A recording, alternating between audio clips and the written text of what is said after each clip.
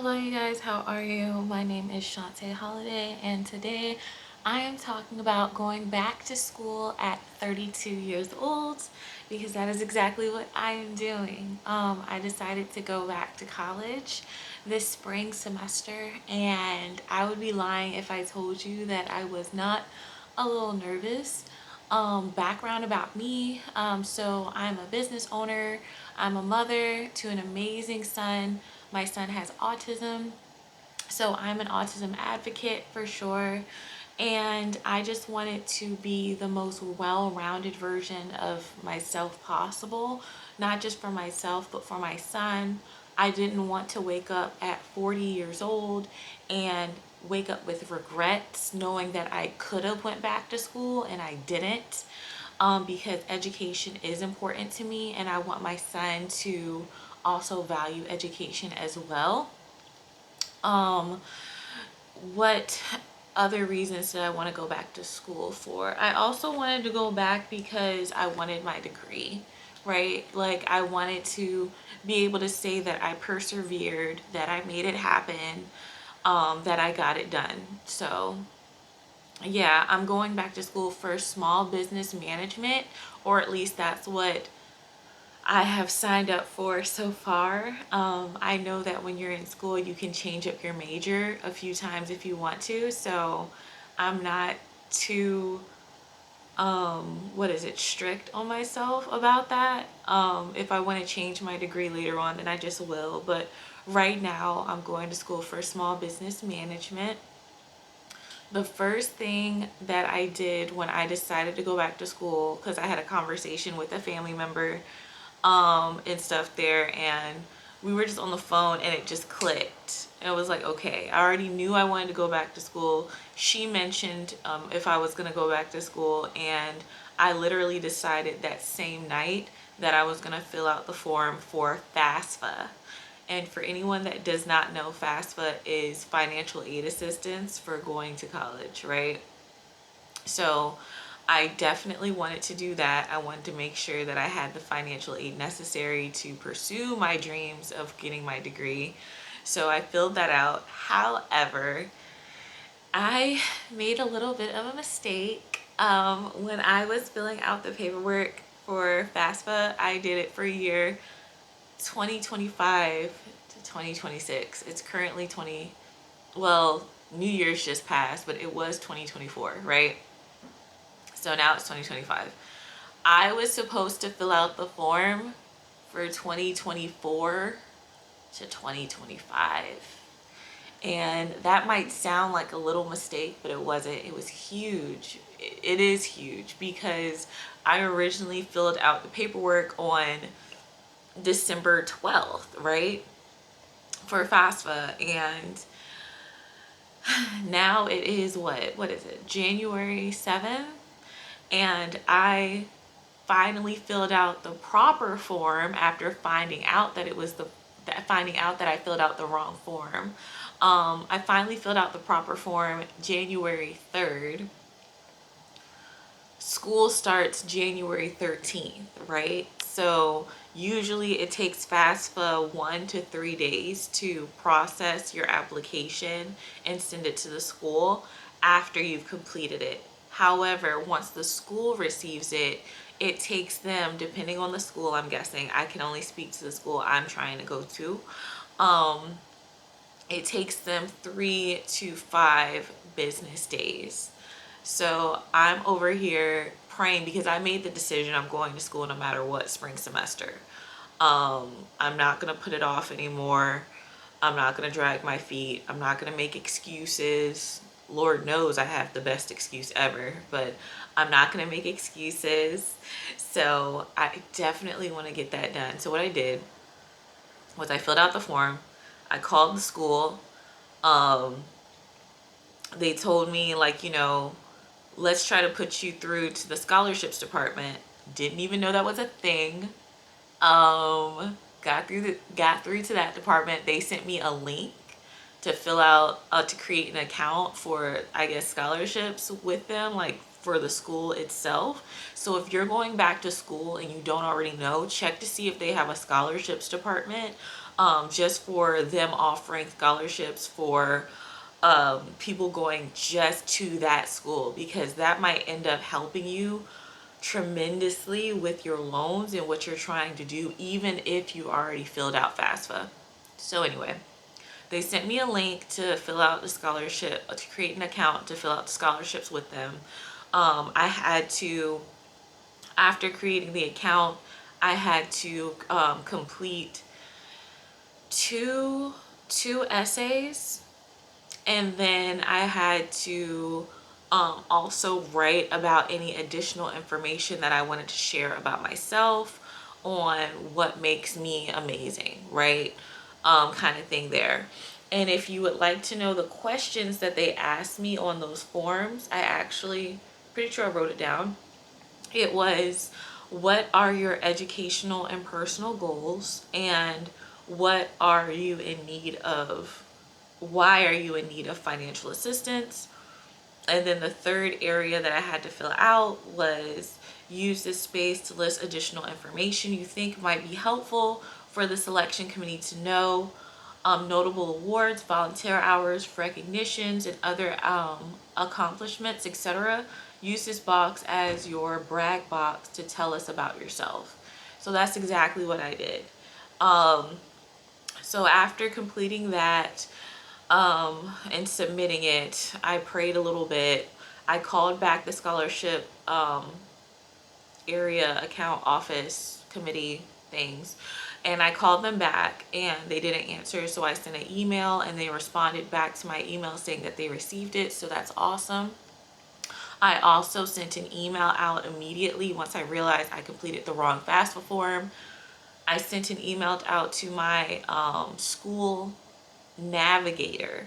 I don't know if that's the same thing as an advisor, but I'm guessing so. So I wanted to make sure that I reached out to her. So I emailed her, and she's the one who even told me about the scholarship committee area. So I'm really grateful to that, because the moment after I read it in the email, I immediately called them and got all that straightened out. So this week I find out if I am able to, if I qualify for the scholarships in the school, or if all the funds have run out, things like that. So cross your fingers for me and stuff like that. So yeah, but that's what I did there. And then after I did that, of course, I did the FAFSA, I did the scholarships. I filled out my own scholarships too, like on my own research. I went to places like bold.org or scholarships360.com. Those are really, really good ones. It's either called Scholarships 360 or 360 Scholarships. Anyways, it's really, really good website. Definitely check those out if you're trying to look for additional financial assistance to go towards your student loans, because I know those will be really, really helpful. So definitely try those for sure. But yeah, no, going back to school at 32 definitely had a bit of imposter syndrome, just because it's really nerve-wracking. You know what I mean? Like, knowing that I'm going back in from scratch. Even though I went to school before, I don't have any of those transcripts. It was over 10 years ago. I'm in a whole different state, all the things. So I'm going back in as basically a freshman, and you know, there are kids going back straight out of high school, and so that's kind of intimidating to me a little bit. But I know I can do it. It's just the nerves, you know what I mean? The anxiety that comes along with it. You know, like, will I be able to catch up? Do I know everything that I'm supposed to know to get started? Will the teachers be able to accommodate my needs? Will I be able to keep up with the schoolwork? All of these things, right? Those are the things that I hear in like the back of my head and stuff like that. But deep down, I know I can do it. I know I can persevere and get it done. It's just a matter of getting started. Because my FAFSA is still processing, and I was told that if I don't have my classes paid for somehow by January 7th, I was going to be dropped from all 5 of my classes no matter what. Well, today is January 7th. So on January 5th, what I did was I went online. I pulled together my resources, and it was not easy at all. But I was able to find the 20% down that I had to put down for being on a payment plan, which is terrifying. And I'll tell you why. When I put down the payment plan, I had to find $510 just to start. So it was like 480 something, 486 or something like that, just for the 20% down for the classes itself, right? Because it was almost $2,400 for all of them. And then it was $30 enrollment fee. Okay, so together it was about 510 plus change. The problem, the scary part, is not just the starting fee, but also, because I'm going to be reimbursed that once my financial aid comes through, it's the fact that the following week, on January 16th, they want an additional $400 or $500. And so if my financial aid doesn't come through, they're going to try to charge me for that again. If my financial aid doesn't come through in time, it's going to come through. So yeah, that's the only tricky part about that. But when I say I wanted to get to school for spring semester, I mean it. Like, I want this so badly. I want this so bad, and I want to just start, and so I can not hurry up and finish, but just so I can get it done. You know what I mean? Like when you set your mind to something and you just decided, like, I'm gonna do this. Like, this is my time. I'm not gonna make any more excuses. We're gonna get it done. That is exactly what I wanted to do. Kind of like making this video. I had a ton of excuses. Like, I'm not dressed up fancy right now. My hair isn't like, done in any fancy way. I don't even have makeup on, but I wanted to make this video. I wanted to get it done, even though I had a million excuses. So yeah, my son is asleep right now, so it was like the perfect time. It's quiet right now in my house. We have a snow day, so yeah, I figured why not. But yeah, you guys, if you're trying to go back to school, make sure that you get that financial aid done. Make sure you apply for those scholarships. There's so much free money out there that you don't have to pay back. Make sure you apply for those grants. Make sure you check with your school to see if they have any specialty scholarships directly with your school itself. Also, if you have a disability like I do, then you want to reach out to the accommodations department of your school.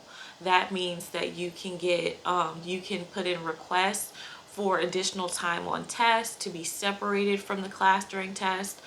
You can what else do they offer and stuff there? You can request to have your books and syllabus information early on to give you a head start.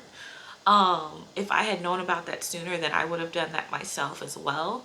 But there's so many things that can be done to accommodate your needs. The only thing that they'll have you do, or at least my school had me do, was complete an application for that, and then also submit the proper documentation.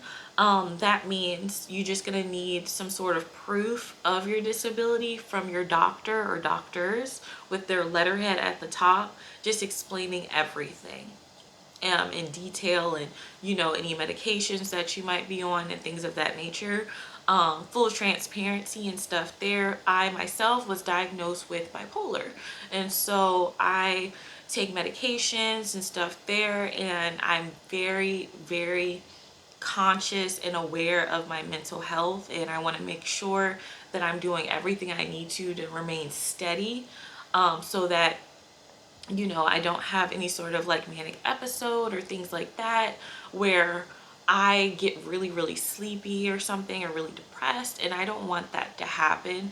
I want for school to be an enjoyable experience for me. I don't want to burn out or anything like that. So I'm really, really excited. So yeah, definitely reach out to your accommodations department if you have not done that already. With that, you guys, I am going to wrap up this video. It was such a pleasure talking to you guys, and if you have any questions for me, drop them down in the comments. If you are going back to school yourself, let me know. I'm taking all of my classes online, so I didn't want it to disrupt too much my life that I have right now and stuff like that with my son. He has autism, so he has his therapy and he has his school stuff, and I'm still a full-time mom. I'm still a full-time business owner, and so I'll be going to school full-time now as well.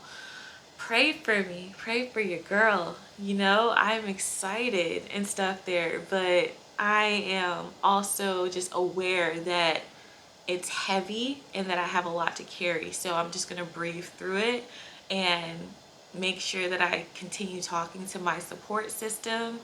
And yeah, so it's gonna be a great year. It's gonna be a great year. I know it. I can feel it in my bones. So yeah, if you would like for me to continue making content for you, go ahead and put that down there in the comments. If you have any ideas on